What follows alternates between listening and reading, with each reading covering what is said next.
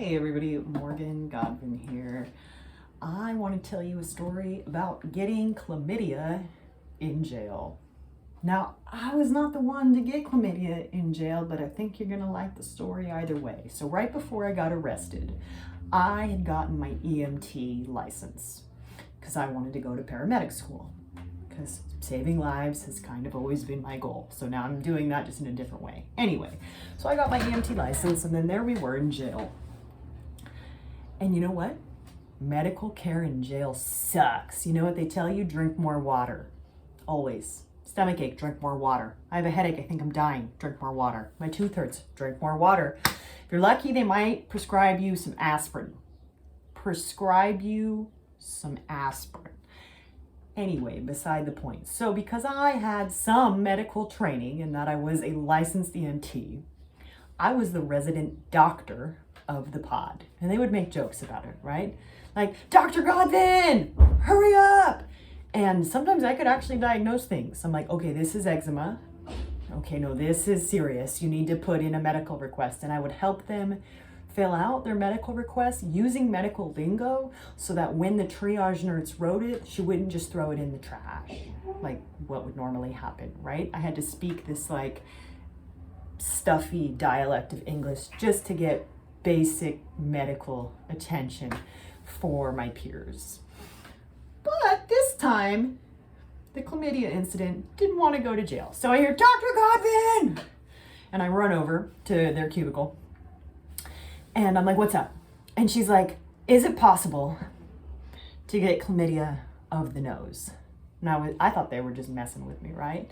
Like, bored, let's mess with Morgan. And I was like, shut up, no. And they were like, no, but listen what happened.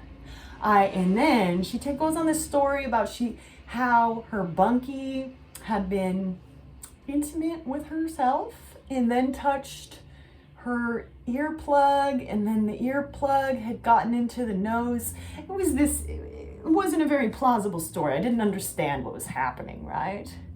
And so I'm like, either you're messing with me or you're not telling me something.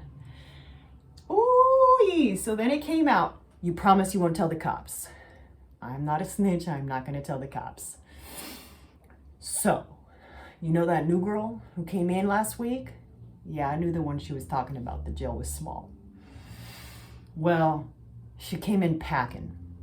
Now, we all know what that means, right? In a girl's dorm, packing means they had drugs inserted in their vagina, okay? Men, it means something else, something actually quite grosser, but for women, it's a little bit easier for us to introduce things into the jail. I got more stories on that later, but for this particular story, all right, the girl came in packing, and she was packing with meth. She didn't want to have it on her because nobody wants to get busted with contraband in jail because that's a crime. And so she sold it, divvied it out for commissary, sold it to my friend. We're going to call her Mary for this story.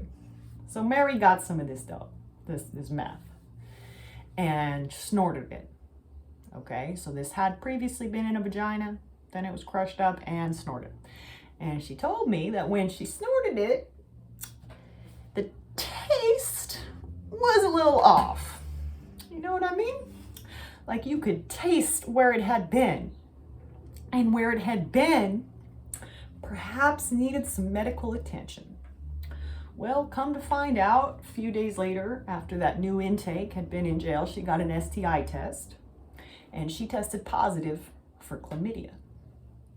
Now, my friend who had snorted this meth that may or may not have been contaminated with chlamydia bacteria was terrified that she had a chlamydia infection of the sinuses.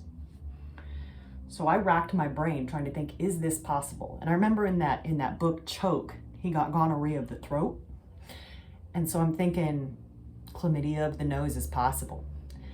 But then it's like, how do you write a jail medical request saying that you might have chlamydia of the nose without admitting that you've done drugs in jail, which is a crime, okay? Possession of drugs in a controlled facility is a crime.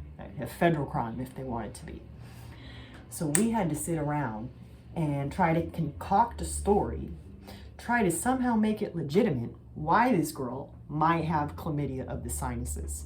Now, she didn't have any symptoms. She was just concerned for her health, which is reasonable. And I couldn't really assuage her fears. I didn't have the internet. I couldn't Google it. All I could say is from the limited knowledge that I have from my 6 months of EMT training, I think it might be possible.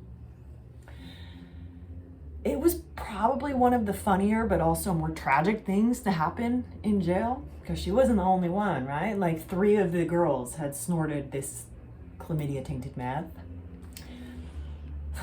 And so the best I could say was, either you say that you are suspected and you just deny, and they can't prove it. There's no cameras in our cubicles, right? Or you just wait to see if symptoms present, which is sketchy. But we were all so afraid of them going to the SHU, the hole there, isolation, and they'll keep you there for months. Really limited phone access, 15 minutes out a day. Do you want to shower or do you want to make a phone call? And so what did she do? Nothing. She didn't report it. She couldn't. She didn't see how. So for weeks and weeks, she just had to sit there and think that she might have a chlamydia infection in her sinuses. That's jail.